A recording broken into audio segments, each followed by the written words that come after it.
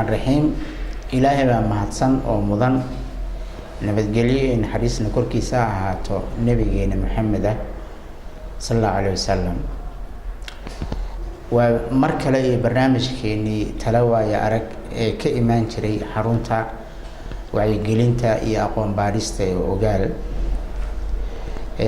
mowduuca maanta aan rabay inaan idin la wadaago waxa uu yahay hal mahmaah ayaan rabaa inaan idin la wadaago mahmaahdaas saddex baa u kala qaadi doonaa kow sababta ay ku timid inaan ka sheekeeyo waa mid qaybta koowaad qaybta labaadna waxa aan ka baran karno mahmaahdaas qaybta saddexaadna waxaan ku soo qaadanaynaa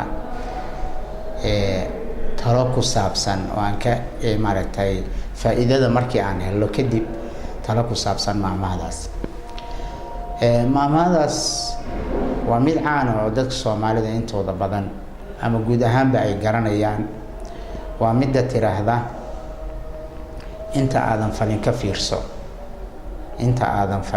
fiirso waxa ay ahayd oo ay ku timid wiil cilmi doon ah ama xikmad doon ah oo doonayay in uu faa'iido aqooneed waayo aragnimo khibrad helo ayaa waxa uu tagay oday uu ku tabayay in uu wax badan og yahay odaygaasi dabcan waa dadka la oran karo waa waayo arag ama waa abwaan wiilka odayga markuu u tagay wuxuu yiri waxaan ka doonayaa maanta inaad ii sheegtid hal xikmad ama xikmad inaad ii sheegtid baan ka doonayaa waxaana dhaafsanayaa wii xikmadaas oo aan ku siinayaa neef geela hal baan ku siinayaa biyo adna xikmadda ii sheeg kadib odaygii arintii waa aqbalay waxaana uu ku yiri xikmadda aan rabay inaan kula wadaago waxa ay tahay inta aadan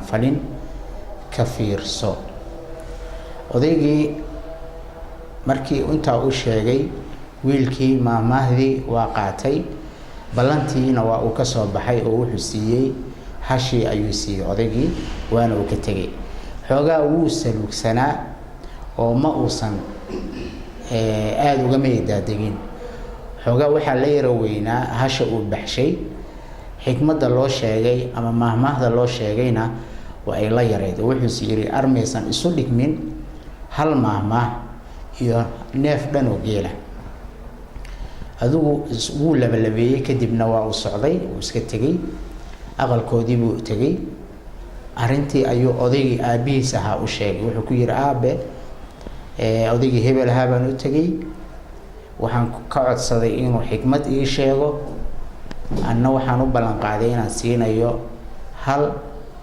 xikmaddii uu ii sheegayna waxay noqotay intaadan falin ka fiirso aniguna hashii baan baxshay marka miyay isu dhigmaan wuu salugsanaa odaygii wuxuu yiri waa arrin wanaagsan waana ay ku anfici doontaa hasha aad bixisay iyaysan kula weynaan muddo ka soo wareegtay waqti kadib ayaa wiilkii oo la degan reerka uu xididka leeyahay ama ah waxa loo yaqaan ininlayaalka waxa loo yaqaano dhaqanka Soomaaliga isagoo ah ayaantii dambe waxa uu doonay baadi isagoo xaafadii ka maqan ayaa xaaskiisii waxa u yimid martidaasi waxay ahaayeen ninka wiilkaas maamaahda loo sheegay nin saaxiibkiisa oo ay la socoto ooridiisii ayaa waxay u yimaadeen gabadhii uu ninka baadida doonay qabay kadib Soomaalidu dad martisoorka ku fiican bay ahaayeen welina yihiin dabcan gabadhii aqalkeedii ayaa uga baxday si fiican bay u suuriyeysay kadibna waxa ay u wareegtay oo aaday hooyadeed aqalka hooyadeed oo aan kaba durugsanaynba oo isla area ku yaalay ama dudada ku yaalay halkii ayaa ay uga tagtay dadkii martida ahaa markii dambe ayaa habeenkii ahayd iyo inay habeen kala ahayd ma kala garan karo. goor habeena ayaa waxaa yimid ninkii odayga ahaa aqalka odayga ka ahaa oo wiilkii dhalinyarada ahaa maahmaahda hasha siistay. marka uu yimid ayaa aqalkii iridda markuu kasoo istaagay waxa uu arkay kabo nin raga oo banaanka yaala. waa muraad dilaacay. waxa uu siiri show aqalkaagiiba nin baa ku daba maray. dadka reer miyiga inta badan waa hubeysan yihiin oo ugu yaraan waxay wataan toorey iyo ayay wataan. tooreydiisa ayuu galka ka saaray isaga oo aad u careysan oo isleh ninka aqalkaagii galay laba u kala goo. intii uusan falka ku dhaqaaqin ayaa waxaa kusoo dhacday maahmaahdii uu hasha siistay oo ahayd intaadan falin ka fiirso. dib buu u booday, wuu isceliyey, kadibna aqalkii ma u gelin, wuxuu aaday aqalkii sodohdiis uu ka ogaa, waana halka gabadha xaaskiisa ahayd ay jirto. aqalka markuu yimid sharqantiisii la maqlay ayaa afadiisii ama ooridiisii ay soo baxday oo waxay tiri maxaa ku helay. markaas ayuu qaboobay oo arrintii aad buu u farxay sababtoo ah wixii uu maleynayay ma aysan dhicin. aad buu u farxay. kadibna waxa uu u sheegay inuu yimid laakiin uu aqalka kusoo arkay kabo nin. gabadhii ayaa u sheegtay oo waxay tiri ninka aad kabihiisa soo aragtay waa saaxiibkaagii hebel ahaa oo ay la socoto xaaskiisii. iyaga ayaana aqalkii uga soo tegay oo aan anigu xagga ka soo aaday maadaama ay marti ahaayeen. arrintii marka aad buu ilaahay ugu xamdi noqay, wuxuuna u xasuustay sida ay wax u tartay maahmaahdii uu hasha siistay. marka sheekadaas waxaan ka faa'iidi karnaa arrimo dhowr ah. kow waxaa ka mid ah in qofka wax yaqaana waaya aragga ah abwaanka ah inuu yahay qof loo baahan yahay mar walba oo booska uu joogo dadku ay ugu imaanayaan iyaga oo xikmad iyo caqli iyo aqoon ka doonaya sida odaygaasiba wiilkaasi ugu yimid. taa waa faa'iidada koowaad oo aan ka faa'iidi karno maahmaahdaas ama iyo sheekada ay ku saabsan tahayba. waxaa kaloo aan ka faa'iideynaa oo midda labaad ah, faa'iidada labaad, aqoontu inay ka qiimo badan tahay wax walba. wax kasta inay aqoontu ay ka qiimo badan tahay sababtoo ah wiilkaasi aqoonta qiimo ayuu ku baxshay. qiimaha uu ku baxshayna waxay ahayd hal. maanta haddii aynu hashaas qiimeyno qiimaha ay maanta ku fadhido waxaa laga yaabaa inay $1 iyo wax ku dhow tahay. marka $1 iyo wax ku dhow ayaa wiilkaasi waxa uu siistay hal maahmaah, laakiin way u qalantaa, wayna ka qiimo badanta maahmaahdaas. sidoo kale waxaan ka faa'iideynaa in aqoontu ay macno ku leedahay in la dhaqan geliyo. inaad wax baratid laakiin aysan waxba kaa bedelin wax macnaha ma sameynayso aqoontaadu, laakiin waxa aad baratay inaad dhaqan geliso aqoontu sidaas ay qiimo ku leedahay in la dhaqan geliyo aqoonta. sida wiilkaasiba isaga oo khatar ku jira in uu wax dilo ay aqoontii uu u dhaqan geliyay oo bartay. sidoo kale waxaan ka faa'iideynaa sheekadaas sida Soomaalidu ay martisoorka ugu fiicneyd welina ugu fiican tahay sababtoo ah ma jirto bulsho kaga wanaagsan Soomaalida martisoorka. sidoo kale waxaan sheekada ka faa'iideynaa in aqoonta aan la yareysan waxna ay ku tarayso mar uun. sidaa daraaddeed halkaa waxay fariin u tahay dadka jaamacadaha ka baxa isla markii wax weyn ku doonaya aqoonta inay ku helaan ama shaqooyin inay ku helaan, haddii ay ku waayaanna damca inay wadankii ama ka cararaan oo ka tahriibaan oo badaha ku halaagsamaan ama ay isla hadlaan. marka aqoontu haddii laga shaqaysiiyo waxbay ku taraysaa haba yaraatee.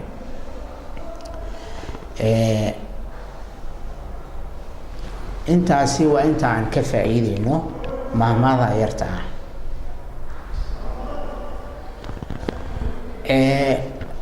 ugu dambeyn waxaan rabaa inaan talooyin dhowr ah oo aan maahmaahda intaan ka faa'iidnay ah aan idinla wadaago. kow, go-aankaaga ha ku dhisin waxaan la hubin. go-aankaaga ha ku dhisin oo ha ku go-aan qaadanin wax aadan hubin. hubsiimaduna waa aad shay muhiim u ah.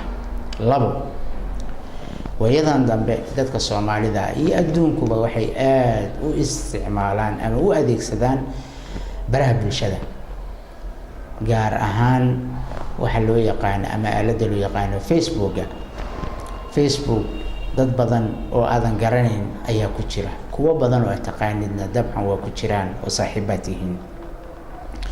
waxaa laga yaabaa marka qofka kula hadlaya inuusan ahayn kii aad taqaanay. waxaa laga yaabaa inuu jabsadayba qofkaas Facebooka uu kaala hadlayo ee aad ku ogeyd qofka adiga aad saaxiibka ahaydeen. waxaa laga yaabaa inuu jabsado kadibna uu hadalla aan isaga lagu aqoonin ama aan laayiq ahayn inuu kaala hadlo ama kugula hadlo ayaa laga yaabaa. adiguna aad markaa taa inta go-aan ku qaadatid aad maaragtay wax badan kharibtid baa laga yaabaa. marka iska hubi qofka kula hadlaya inuu isaga yahay.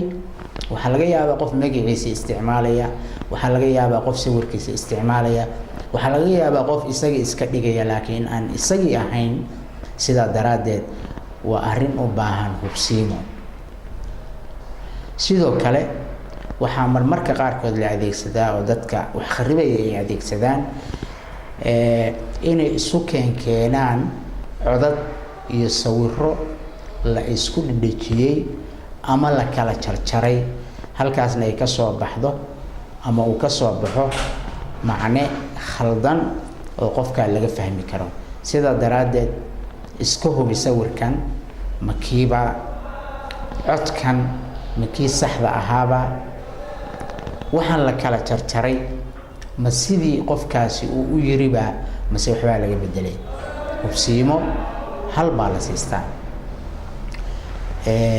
halkaa waxaan rabaa inaan kusoo gabagabeeyo aayad quraan ah oo ilaahay subxaanahu wa tacaala uu ku leeyahay suurat xujuraat bay ku jirtaa. waxa uu leeyahay yaa ayuha aladiina aamanuu in jaa'akum faasiqun binaba'in fatabayanuu. dadka mu'miniinta ahow hadduu idin yimaado mid faasiqa oo war la ordaya, hubsada inta aydan asiibin qowm aan waxba ogeyn oo hadhow aad ka qoomamaysaan arrintii hubsiimo la-aanta ahayd ee aad samayseen. sidaa daraaddeed wax walba hubsiimada ayaa ka muhiimsan oo ka mudan inta aynan samaynin aynu ka fiirsanno. waxaa laga yaabaa go-aan hubsiimo la-aan ku dhashay inuu qaran dhan dudumiyo. waxaa laga yaabaa go-aan hubsiimo la-aan ku dhashay in qabiilo dhan ay isugu rukumato. waxaa laga yaabaa go-aan hubsiimo la-aan ku dhashay in dad aada isu jeclaa oo aada isugu wanaagsanaa ay ku kala tagaan. sidaa daraaddeed aad ayay muhiim u tahay oo mudnaan u leedahay inaynu wax hubsanno. weliba xilliga aynu hadda ku jirno aad ayaynu ugu baahannahay. intaas ayaan idinkaga tegayaa. waa maxamed nuur shire, xarunta ogaal wacyigelinta cilmi baarista, barnaamijkii tala waaye arag. waad ku mahadsantihiin daawashadiina iyo dhegaysigiina. inta aan barnaamijkan mid lamida isugu imaanaynana waxaan idinkaga tegaynaa. assalaamu calaykum waraxmatullaahi wabarakaatuh.